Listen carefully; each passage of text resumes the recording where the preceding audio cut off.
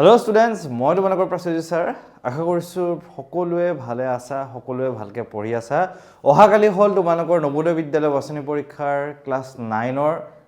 পৰীক্ষা প্ৰৱেশ পৰীক্ষাটো তোমালোকৰ অহাকালি হ'ব গৈ আছে যিসকলে ক্লাছ 9 ৰ বাবে দিব গৈ আছে বৰ্তমান ক্লাছ 8 ত তোমালোকে পঢ়ি আছা যিহেতু আৰু অহাকালি হল 7 ফেব্ৰুৱাৰী শনিবাৰ পৰীক্ষাটো তোমালোকৰ হ'ব গৈ আছে তো পৰীক্ষাৰ বিষয়ে আলোচনা কৰিম তাৰ আগত এটা ডাঙৰ প্ৰশ্ন সকলোৱে মোক খুলি আছে এতিয়া যে স্যাৰ আমি পৰীক্ষাত কি লৈ যাম কি নিম কি নিনিম কি হ'ব কি নহ'ব কি বস্তু লৈ যাম কি নিনিম এতিয়া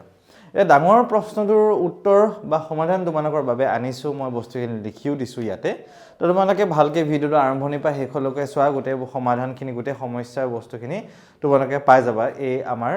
এই ভিডিওতে ঠিক আছে তো এটা ডাঙৰ প্ৰশ্নটো আমি যে ভাবি আছো যে কি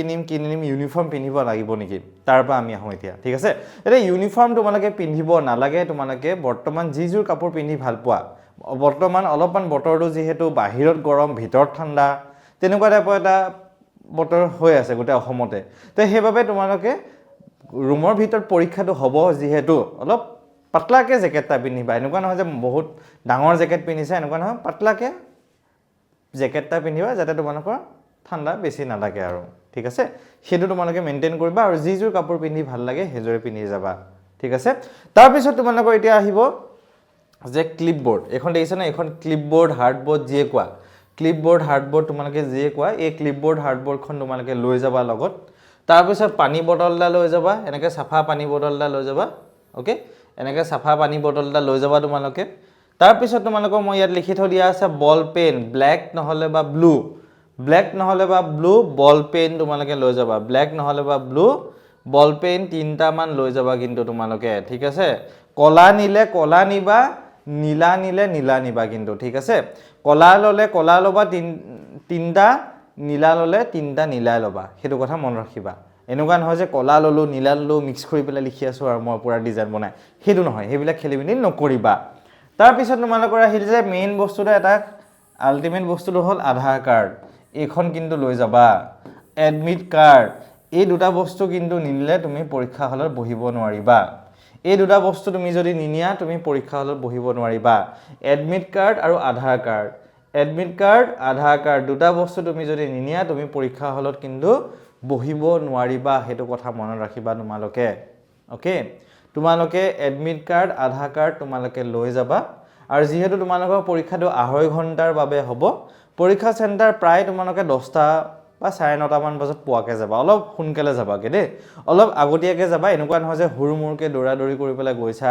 পৰীক্ষা হলত তোমালোকে একদম ভাগৰ জগৰ বইছা নহয় লাগিলে তাত ৰৈ দিবাকে জেএনভিত পৰীক্ষা হ'ব নবোদয় বিদ্যালয়তে পৰীক্ষা হ'ব তোমালোকৰ পৰীক্ষা চেণ্টাৰ এটা বহুতে আৰু এটা কনফিউজনত থাকিব পাৰে যে পৰীক্ষা চেণ্টাৰটো ক'ত মোৰ এতিয়া পৰীক্ষা চেণ্টাৰটো তোমালোকৰ নবোদয় বিদ্যালয়তে তোমালোকৰ পৰীক্ষা চেণ্টাৰ দেই তোমালোকৰ যিখন ডিস্ট্ৰিক্ট তুমি যিখন ডিস্ট্ৰিক্টত তোমাৰ ঘৰ হয় সেই ডিস্ট্ৰিক্টখনৰ নবোদয় বিদ্যালয়তে তোমাৰ কি হয় পৰীক্ষা চেণ্টাৰটো আৰু যদি নবোদয় বিদ্যালয়খন ক'ত আছে তুমি নাজানা তুমি গুগলত চাই ল'বা গুগল মেপত চাই ল'বা হা তুমি গুগল মেপত চাই ল'বা ঠিক আছে তুমি গুগল মেপত চাই ল'বা মেপত চাইলে তুমি বস্তুটো গম পাই যাবা যে তোমাৰ পৰীক্ষা চেণ্টাৰটো কোনখিনি জেগাত আছে বা ক'ত আছে কোনটো হয় কোনটো জেগাত তোমাৰ ডিস্ট্ৰিক্টৰ জেএনভি খন নবোদয় বিদ্যালয়খন অৱস্থিত হৈ আছে ওকে তাৰ পিছত তোমালোকে এতিয়া আকৌবা মই কৈ দিছো এইখিনি বস্তু ঘড়ী এনেকুৱা টাইপত ঘড়ী নিবা দে ঘড়ী কিন্তু নিলে এনেকুৱা টাইপত ঘড়ী নিবা এই কিবা ওয়াচ লাইট জ্বলা ওয়াচ কিবা watch smart watch mobile connected watch হেবিলাক কিন্তু নিলে তোমাক বহিব নিদিব এনেকুৱা ঘড়ী নিলেহে তোমাক কিন্তু ঘড়ীটো লৈ বহিব দিব হেতু কথা মন ৰাখিবা আৰু এই বস্তুখিনি আধাৰ কাৰ্ড এডমিট কাৰ্ড যদি নিনিয়া তুমি কিন্তু নহব পৰীক্ষাটো 2.5 ঘণ্টা তোমালোকৰ হ'ব ধুনীয়াকৈ আৰামছে লিখিবা বস্তুখিনি এটা প্ৰশ্ন তোমালোকে এটা কোৱেশ্চন পঢ়ি চাবা যদি বুজি নোপোৱা দুবাৰ তিনিবাৰ চাৰিবাৰ পাঁচবাৰকে পঢ়িবা আৰু তাত কিন্তু বেছিকে খুদি থাকিলে তোমাক কিন্তু বেছিকে বুজাই নাথাকে হেতু কথা মন ৰাখিবা স্কুলৰ পৰীক্ষাত কি হয় স্যাৰ বুজা নাই বাইদেউ বুজা নাই বুজাই দিয়ক তেনেকা নহয় কিন্তু এইটো পৰীক্ষা তোমাৰ এটা কম্পিটিটিভ এক্সাম হয় তাত বেলেগ ষ্টুডেন্ট থাকিব বেলেগ জেগাৰ পৰা তেনেকে তোমালোকে গৈ পেলাই তাত বহিব লাগিব এটা বেলেগ পৰিবেশ তোমালোকে পাবা আগত পিছত ইফালে সকলোৰে বেলেগ প্ৰশ্ন কাকত থাকিব তোমাৰ আগজনে বেলেগ প্ৰশ্ন কাকত ইফালে গোটেই কিজনে বেলেগ প্ৰশ্ন কাকত থাকিব তোমাক কৈ সেইকাৰণে আগৰ ইফালে চাই পিনি সময় নষ্ট নকৰিবা এনে ইটুক চাই কিনি তুমি যদি আনসাৰটো বহাব যোৱা তোমাৰ নিজৰে লোকচান এৰ কথা মন ৰাখিবা তোমালোকে বুইছা তাৰ পিছত তোমালোকৰ আহিলে পৰীক্ষা হলত কিন্তু ৰাতিপুৱা 10টা বা 9:30 মান বজাত পোৱাকে যাবা আৰু এই গোটেই বস্তুখিনি লৈ পেলাই যাবা স্যাৰ বেগ নিব লাগিব নেকি হ'ব বেগত ভৰাই পেলাই লৈ যাবা এইখিনি বস্তু আৰু ইয়াতে ডাঙৰ প্ৰশ্ন এটা আহিব যে স্যাৰ এক্সট্ৰা কাগজ মই লৈ যাব পাৰিম নেকি মেটচ কৰিব অমুক কৰিব তমুক কৰিব নিদিয়ে তোমালোকক এক্সট্ৰা পেজ এটাও নিদিয়ে কিন্তু হেতু কথা মন ৰাখিবা এক্সট্ৰা পেজৰ হলনি তোমালোকক কি দিব তোমালোকৰ প্ৰশ্ন কাকতখন বহুত ডাঙৰ থাকিব আৰু কোৱেশ্চন পেপাৰখনৰ পিছফালে তোমালোকৰ জায়গা পাবা বা কোৱেশ্চন পেপাৰখনৰ মাজে মাজে মেটচ কৰিব জায়গা পাবা তোমালোকে হেতু কথা মন ৰাখিবা আৰু মেথছত তোমালোকৰ 35 মাৰ্কস আহিব সায়েন্সত তোমালোকৰ 35 মাৰ্কস আহিব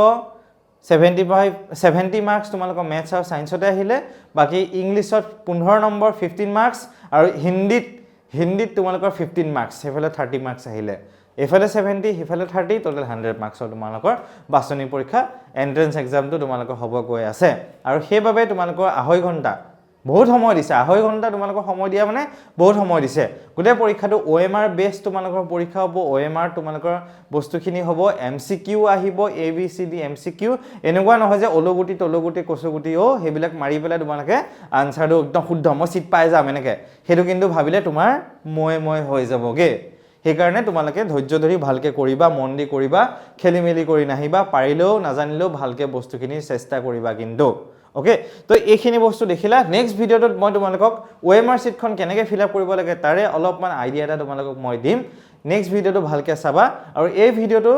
জি আছে A to Z ভালকে দুবাৰ মান চাইলে বুজি পাই যাব যদি এবাৰ বুজি পোৱা নাই তোমালোকে আৰু কালিলৈ বহুত বেষ্ট উইচ থাকিলে আমাৰ জেএনভি গাইডৰ পৰিয়ালৰ ফালৰ পৰা জেএনভি গাইডৰ টিমৰ ফালৰ পৰা প্ৰত্যেকজন 8ত পঢ়ি থকা ষ্টুডেন্টে যাতে ভালকে পৰীক্ষা দিয়া 9ৰ বাবে তোমালোকৰ এটা নৱোদয় বিদ্যালয় আৰু ভালকে পঢ়ি তোমালোকে সিটটো দখল কৰিব চেষ্টা কৰা আৰু ইয়াৰ লগতে আৰু এটা বস্তু মই কৈ দিছো ক্লাছ